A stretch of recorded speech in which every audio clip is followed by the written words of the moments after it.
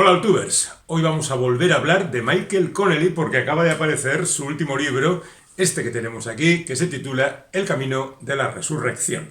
Pero vamos a aprovechar la circunstancia para hablar de otras muchas cosas, más o menos relacionadas con el personaje, con el autor y sobre todo con la temática de este libro.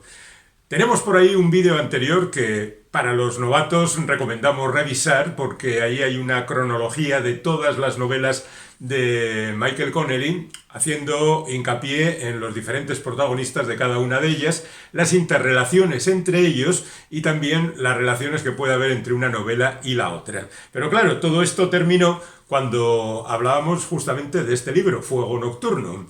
Esto está olvidado. Esto es el pasado y entonces aquí se han publicado otros 4 libros de este buen hombre que empezarían con Advertencia Razonable, que es una novela sobre Jack McEvoy, que es uno de sus personajes, quizá el menos famoso, el que menos protagonismo tiene, un periodista que ha aparecido en al menos 3 novelas como protagonista, la más famosa El Poeta, que es uno de los personajes malvados característicos de esta serie. Después estaría La Ley de la Inocencia, que nos trae de nuevo a Mickey Haller, que es el conocido como el abogado del Lincoln, un tipo que tiene su oficina de abogado en un coche y que va recorriendo la ciudad mientras va preparando sus casos. Ese libro está en algún sitio por aquí, pero no he conseguido encontrarlo. Pero hay más todavía, porque tenemos aquí Las Horas Oscuras, que es la novela donde aparece de nuevo el personaje más carismático de Michael Connelly, que no es otro que el incansable Hieronymus Bosch, más conocido como Harry Bosch, y que ha protagonizado ya como prácticamente 30 novelas y ha aparecido en otras. Las Horas Oscuras une sus esfuerzos con otro personaje característico de Michael Connelly que se llama René Ballard y que es una policía que ha trabajado en diferentes espacios de la policía, como por ejemplo en Fuego Nocturno estaba en la sección nocturna y pedía la colaboración de Harry Bosch, y en esta ocasión ha pasado a otro departamento para conseguir sacar adelante viejos casos. Eso continúa en Estrella del Desierto, otra vez con Bosch y René Ballard haciendo de las suyas, buscando la solución a viejas historias, y ahora nos olvidamos un poco de Ballard. Bueno, no nos olvidamos totalmente de Ballard, porque tiene una aparición al principio de esta novela, y nos centramos en Harry Bosch, por un lado, el detective que ha sido policía, que dejó de ser policía, que durante un tiempo ejerció de detective privado, más tarde volvió de nuevo a la policía en diferentes departamentos y ahora está jubilado. Está jubilado y además está enfermo. Tiene un cáncer, consecuencia de uno de los casos anteriores que protagonizó y contra el que tiene que luchar de manera muy, muy intensa, con un tratamiento muy fuerte. Y al mismo tiempo también tenemos a el otro gran protagonista de las novelas del bueno de Connelly, que es el abogado del Lincoln, que además es hermanastro de Bosch. Sé que parece un poco complicado porque todo está interrelacionado y además no me olvido de Terry McCallum, que es otro personaje que ya murió, que ya apareció, por ejemplo, en la película Deuda de Sangre, protagonizada y dirigida por Clint Eastwood, aquel personaje al que le habían trasplantado el corazón y bueno, pues después en otra novela posterior moría y demás. En definitiva, que tenemos aquí una novela de la que hablaremos después, porque me ha parecido oportuno hacer un repaso por las películas de falsos culpables, mirándolo con una gran amplitud de miras, porque la verdad es que no todas las historias hablan de falsos culpables, pero aun en ocasiones en aparentemente circunstancias que podían hacer pensar en esa situación. Esta novela, como todas las de Connelly, presenta diferentes casos. Hay un tema central, en este caso es el tratar de sacar de la cárcel a una mujer que lleva 5 años allí y que, según algunas evidencias, hacen pensar que es absolutamente inocente y el bueno del abogado y el bueno de Bosch unen sus esfuerzos para tratar de conseguir su libertad. Pero al mismo tiempo la novela empieza cuando el propio abogado del Lincoln saca de la cárcel a un tal Ochoa, que era también un falso culpable. Y al mismo tiempo a Harry Bosch, otra mujer, una mujer a la que conoce, le pide que ayude a un familiar suyo que ha sido acusado supuestamente de forma injusta por haber disparado a un policía. Y todo eso, además de algunos otros casos que se van mencionando a lo largo de la novela, conforma El Camino de la Resurrección, del que ya digo hablaremos más adelante. Ahora vamos con esos falsos culpables o ambiguos culpables de algunas historias. Recientemente he revisado una serie televisiva de 2016 que se titula The Night Of y que cuenta la historia de un muchacho de origen pakistaní en Nueva York que un día quiere ir a una fiesta, el amigo que le iba a llevar no puede hacerlo, coge el taxi de su padre, conoce a una mujer en el camino, se va con ella, esa mujer aparece muerta y todo parece indicar que él es el culpable. Bueno, el espectador empieza a pensar que no es el culpable porque estas cosas siempre ocurren así en la ficción, pero eso lleva a 8 episodios muy intensos de investigación por parte de un abogado que interpreta a John Turturro y que trata de sacar la verdad de todo eso. Pero la serie está muy bien contada. Por un lado, las penalidades del chaval, que primero en la comisaría y luego en la cárcel lo pasa verdaderamente mal. Por otra parte, los padres y el círculo familiar de ese muchacho. Al mismo tiempo tenemos al John Turturro, que es un buscavidas, un jugador de ventaja casi en los terrenos de la legalidad, que se infiltra ahí para ejercer de abogado. Al mismo tiempo aparece la abogada de gran prestigio que trata de aprovecharse de esta circunstancia, todo contado con un ritmo y con mucha eficacia. No es de extrañar porque la serie está escrita y dirigida por 2 tipos muy curiosos. Uno es Steven Sailam, que tiene una trayectoria como director interesante. Empezó con En busca de Bobby Fischer y después ha hecho cosas como Acción Civil y otras películas interesantes, al mismo tiempo que conviene recordar que ha trabajado con los más grandes como guionista, como por ejemplo Steven Spielberg, para el que hizo La lista de Schindler, por ejemplo, o Brian De Palma, para el que hizo la primera película, el primer guión de Misión Imposible, o había trabajado mucho con Martin Scorsese en Gangs of New York o El Irlandés, y la verdad es que ha trabajado con una gran selección de gente como guionista y también como director, como decíamos. Él es el director de algunos de los episodios y un poco el ideólogo de la serie. Y la otra persona es Richard Price, que tiene una larga trayectoria también como novelista. Esta sería su primera novela, The Wanderers, en su momento llevada también al cine, y que ha hecho los guiones de algunos episodios de The Wire, por ejemplo, también de la serie basada en Stephen King, El Visitante.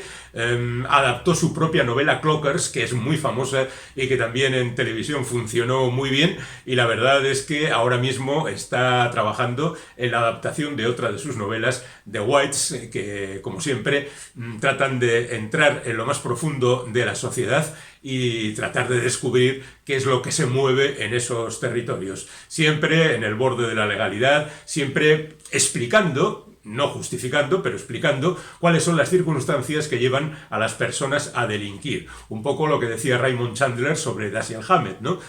Sacar el crimen del jarrón veneciano y colocarlo donde se produce, es decir, en las calles, por motivos que todos conocemos, por ambición, por amor, por odio, por ansias de poder, por estas cosas tan humanas que a veces llevan al delito y a este tipo de cosas. Así que, por una parte la novela de Connelly, por otra parte The Night Of, la serie televisiva, y una serie de películas que vamos a recordar ahora mismo a lo largo de la historia, que nos van a presentar algunos falsos culpables. No sé si os habéis dado cuenta, pero hay algunas historias clásicas que son también historias de falsos culpables, como por ejemplo Ben-Hur. A Ben-Hur tiene el problema de que a su hermana se le cae una teja y alcanza a un gerifalte de los romanos, y a partir de ahí le llevan a galeras y pasa todo lo que pasa.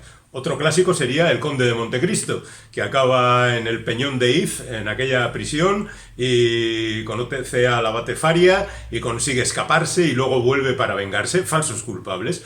Pero por empezar con un título característico y que dice justamente lo que nosotros estamos comentando aquí, tenemos que hablar del falso culpable de Alfred Hitchcock, que por cierto, prácticamente en toda su obra está hablando de falsos culpables, o de gente que sin comerlo ni beberlo se ve metido en enormes problemas, con la muerte en los talones, o en El hombre que sabía demasiado, en casos más concretos el Yo confieso, protagonizado por Montgomery Clift. En definitiva, que eso es algo que Hitchcock tenía muy metido en el cuerpo desde, cuentan, aquel momento en que siendo niño su padre le mandó a una comisaría de policía con un papel.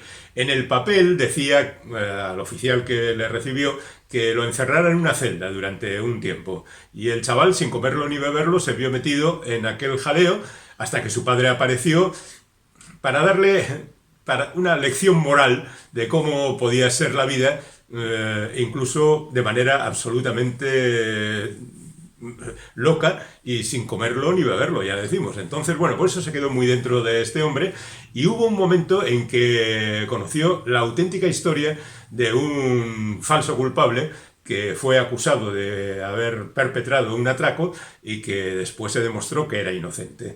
A pesar de que el título ya desvela la realidad en ese falso culpable, nosotros estamos verdaderamente emocionados. Lo digo porque a mí me pasó cuando la vi de niño por primera vez, siguiendo la peripecia de Christopher Emmanuel Ballesteros, un tipo protagonizado por Henry Fonda, que toca el contrabajo en una banda de jazz en un local nocturno, al que un día, cuando va al banco a pedir un préstamo, alguien le señala como un atracador que había intentado robar el banco días antes.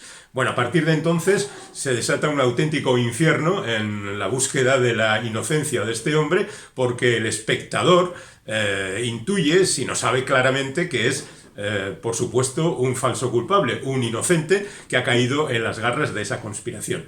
Bueno, le recomiendo que vean la película porque es un auténtico prodigio de cómo llevar al espectador por caminos verdaderamente insólitos con una historia que aparentemente conoce. Y desde luego las interpretaciones de Henry Fonda y Vera Miles ayudan mucho a todo esto. Hay otro falso culpable de 2022 que es un documental sobre un ciudadano coreano atrapado en las redes legales en Estados Unidos, pero desconozco exactamente qué es esto.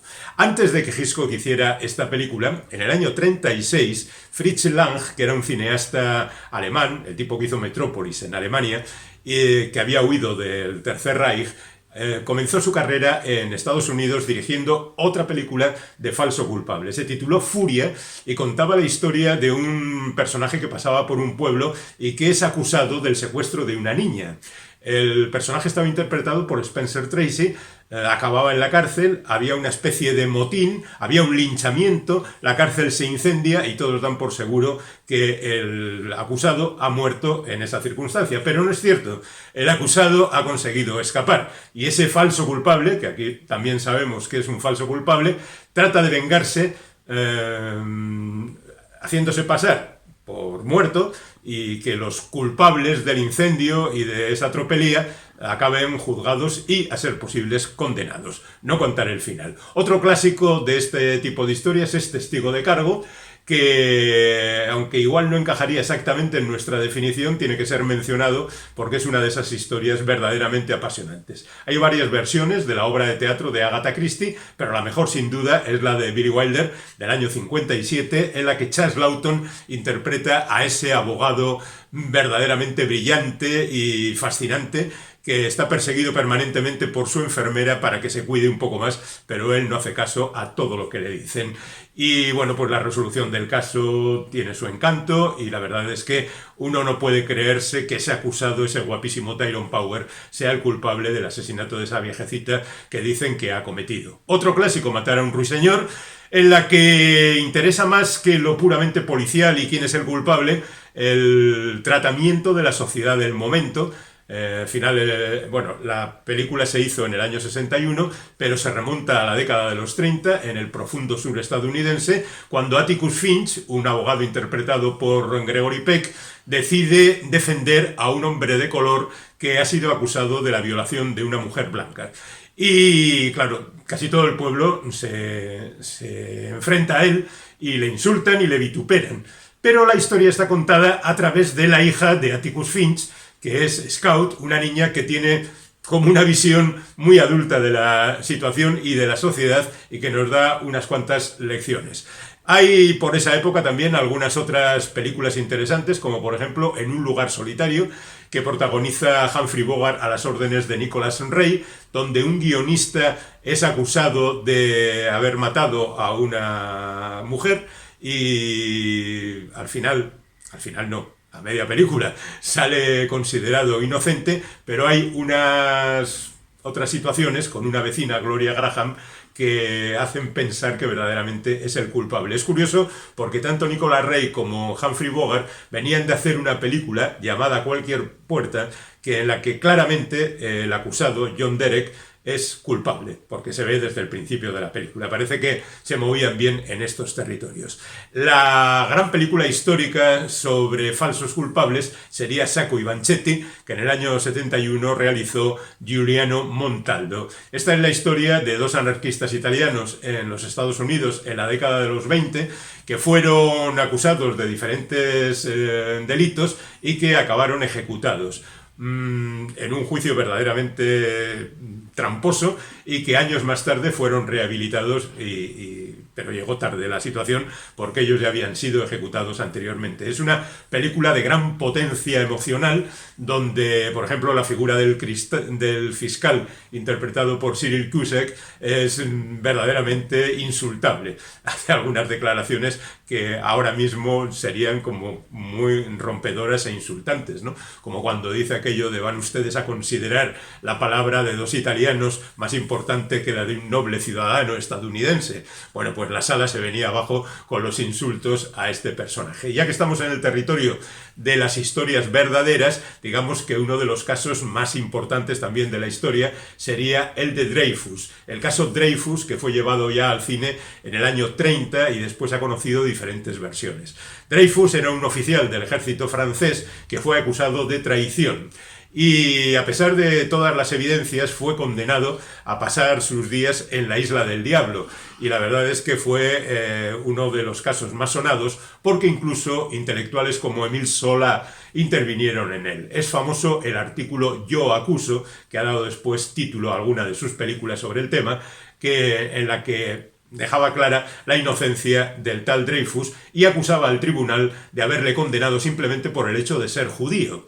Y ya digo que esto ha tenido un montón de versiones, empezando por esa y después, por ejemplo, en el año 95 hay una versión francesa titulada El caso Dreyfus, hay una versión inglesa titulada Prisioneros del honor, que curiosamente tenía como protagonista a un tipo que se apellidaba Dreyfus, o sea, Richard Dreyfus, uno de los protagonistas de Tiburón, y que estaba dirigida por Ken Russell.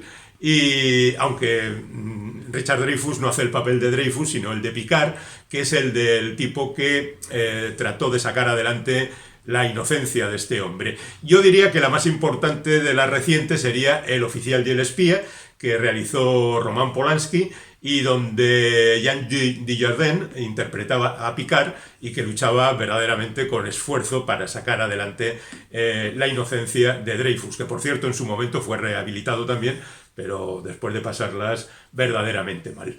Bueno, ya que estábamos hablando de un personaje real que fue condenado por el hecho de ser judío, hablemos de un personaje ficticio que también fue condenado por el hecho de ser judío. Hablamos de El hombre de Kiev, una película de John Frankenheimer hecha en 1968 con guión de Dalton Trumbo sobre una novela de Bernard Malamud y habla de los pogromos rusos contra los judíos y de un personaje que fue acusado justamente por ser judío, interpretado por Alan Bates y que después de múltiples procesos pues vivió también un infierno en las cárceles. Pero estábamos hablando de personajes reales y de casos reales. Uno bien conocido es el del crimen de Cuenca, una película de Pilar Miró, que en su momento fue prohibida en la España de principios de la década de los 80. Es la única película que en democracia ha sido prohibida, censurada, retenida, hasta que al final no tuvieron más remedio que aceptar que la película tenía que verse. Porque en principio El ministro de Cultura de aquel entonces consideraba que había serios insultos a la Guardia Civil por las torturas y demás. Cuenta la historia de dos campesinos que son acusados de la muerte o por la desaparición de otro personaje, que son torturados, que acaban confesando su crimen y acaban en la cárcel, por supuesto.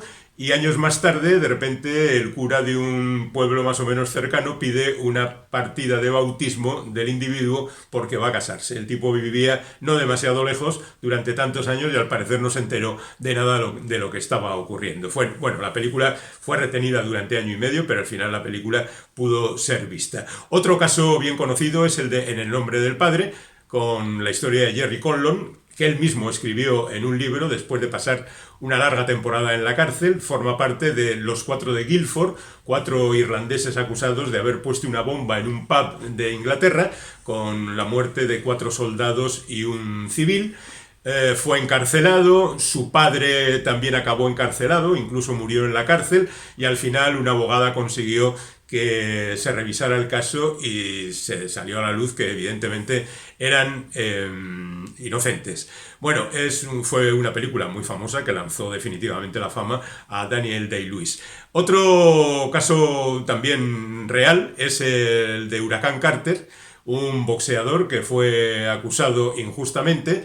Hay una legendaria canción de Bob Dylan titulada Hurricane, y la película también se titula Hurricane, pero aquí se tituló Huracán Carter. El protagonista es Denzel Washington, se pasó una temporada en la cárcel también acusado de algo que no había hecho. Otro caso, y este muy curioso, es el de Betty Ann Waters, así se titula la película, protagonizada por Sam Rockwell y Hilary Swank. Cuenta la historia de un tipo que es acusado, su hermana está convencida de que es inocente, es una madre soltera que tiene 2 hijos, que vive en circunstancias precarias, que tienen trabajos muy mal pagados, pero que decide que va a estudiar Derecho para poder sacar a su hermano de la cárcel. Y lo hizo, estudió Derecho y sacó a su hermano de la cárcel. En esta historia real verdaderamente impresionante. Tardó 18 años, pero lo consiguió y ahí queda para la historia. Y tenemos finalmente dentro de este capítulo de personajes reales el de Richard Jewell, que dirigió para la pantalla Clint Eastwood. Richard Jewell era un vigilante de seguridad durante las Olimpiadas de Atlanta en el 96, que descubrió una bomba y en ese primer momento, gracias a haber evitado una masacre, fue considerado una especie de héroe. Bueno, pues con el paso de los días el FBI empezó a meter su zarpa ponzoñosa en esa investigación y acabó siendo considerado el bueno de Richard el culpable de haber puesto la bomba, que luego había dicho que estaba la bomba para conseguir notoriedad. Bueno, con el paso del tiempo también resultó exonerado, pero ahí queda para la historia este buen trabajo de Clint Eastwood como director. Dejamos los casos reales y nos vamos con uno bien conocido, como es El Fugitivo, protagonizado por Harrison Ford y Tommy Lee Jones. Harrison Ford es el doctor Richard Kimball, al que persigue el bueno de Tommy Lee Jones a lo largo de varias peripecias que todos conocemos. Hubo una serie en los 60 y después la película de los 90. Pero a continuación hubo una secuela, ya sin Harrison Ford y sin el director original, protagonizada también por Tommy Lee Jones y Wesley Snipes, que en este caso es el fugitivo perseguido por este hombre, que se tituló US Marshals. El propio Harrison Ford protagonizaría otra película de parecido corte, titulada Presunto Inocente, en el que interpreta a un fiscal que es acusado de haber asesinado a una compañera antigua amante. Y la verdad es que no contaré más sobre la película porque estoy tratando de evitar los spoilers para que nadie me acuse de destripar las películas. Hablemos, por supuesto, de Cadena Perpetua, que es esa película que tanto gusta a los usuarios de IMDb, que está considerada como la mejor de la historia y donde un tipo es acusado también de un delito que después le lleva a la cárcel y a la fuga. No hablaré más de ella porque la conocéis todos.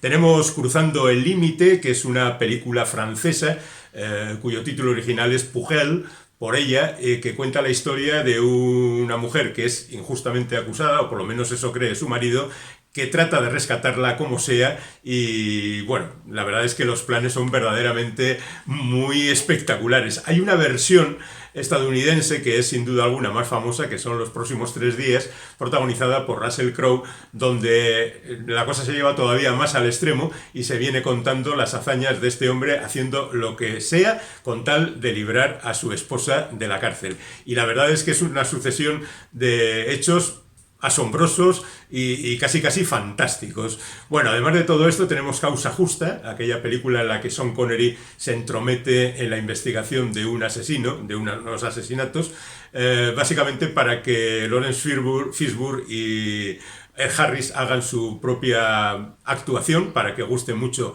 a los espectadores. Y hay otra película, en esta ocasión protagonizada por Richard Gere, Las dos caras de la verdad, donde la performance corre a cargo de Edward Norton, que era un desconocido por aquel entonces para todos nosotros, y la verdad es que hace de un personaje, de un adolescente casi, bueno, alguien de 19 años, que es acusado de asesinar al arzobispo de la ciudad donde reside, Chicago creo que era, y bueno, también tiene sus sorpresas.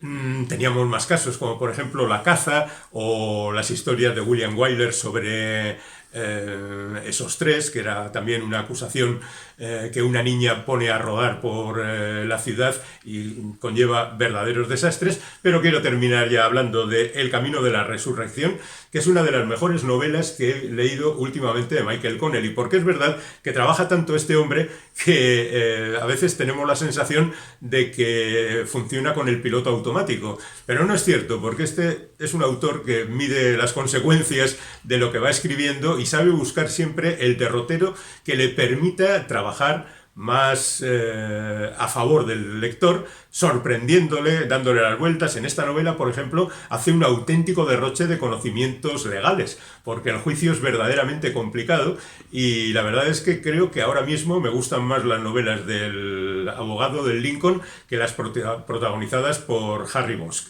Pero como aquí están los dos juntos, e incluso hay una aparición estelar de la investigadora que ha acompañado últimamente a Bosch, la conocida René Ballard, la verdad es que estoy encantado de haber leído este libro y por eso he querido comentarlo ante todos vosotros para que lo disfrutéis también, si es que tenéis a bien.